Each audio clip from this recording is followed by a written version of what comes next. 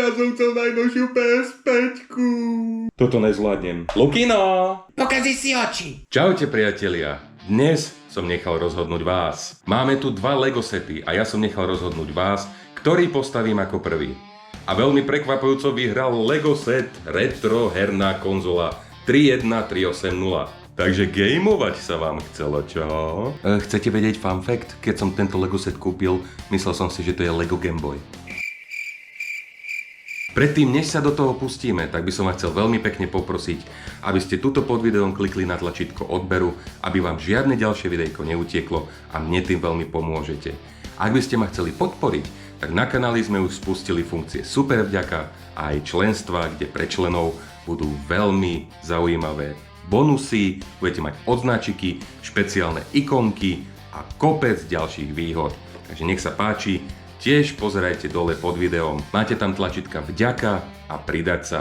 Ďakujem vám veľmi pekne za vašu podporu, veľmi si to vážim. A teraz už poďme na tento parádny Lego set.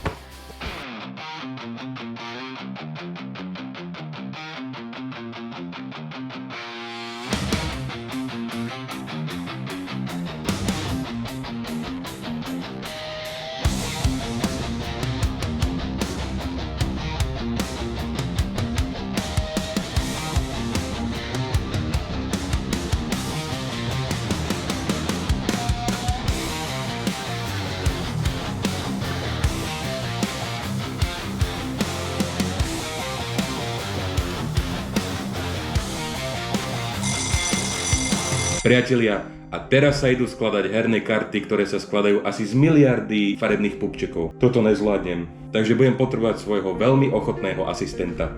Lukino! One long angry line later. Tak priatelia, máme to hotové a ja musím povedať, že som veľmi prekvapený. Tá herná konzola je skutočne krásna, fantastická. Krásne sedí do ruky a ten zlat je jednoducho tip-top. Najviac sa mi páči ten tvar, väčšinou si Lego predstavujeme ako hranaté, kockaté, ale všimnite si, aké krásne tvary tu dokázali z toho Lega vyčarovať. To je niečo nádherné proste. Dokonca tie tlačítka sú funkčné, vnútri je mechanizmus, ktorý tým tlačítkam dáva odpor a aj ten zvuk.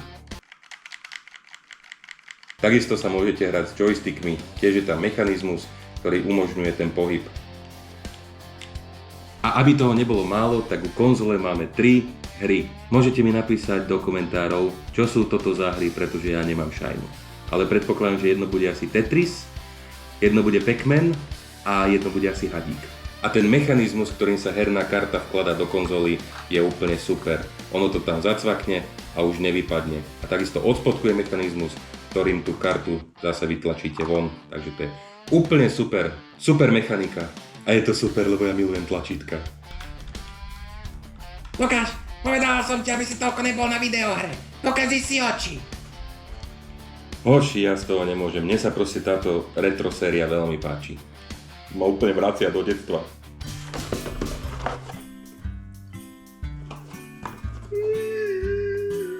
No čo, chcel si videohru alebo nie? Ale ja som chcel najnovšiu PS5. Napíšte mi do komentu, či ste aj vy mali takúto hernú konzolu. Moje záverečné hodnotenie. Tento model je perfektný. Je dokonalý, je krásny a ja mu nemám čo vytknúť. Nemám, jednoducho.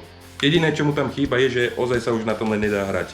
Ináč je to super. Tlačítka fungujú, joysticky fungujú a ten mechanizmus na výmenu herných kariet je absolútne boží. Takže za mňa 10 z 10. Určite.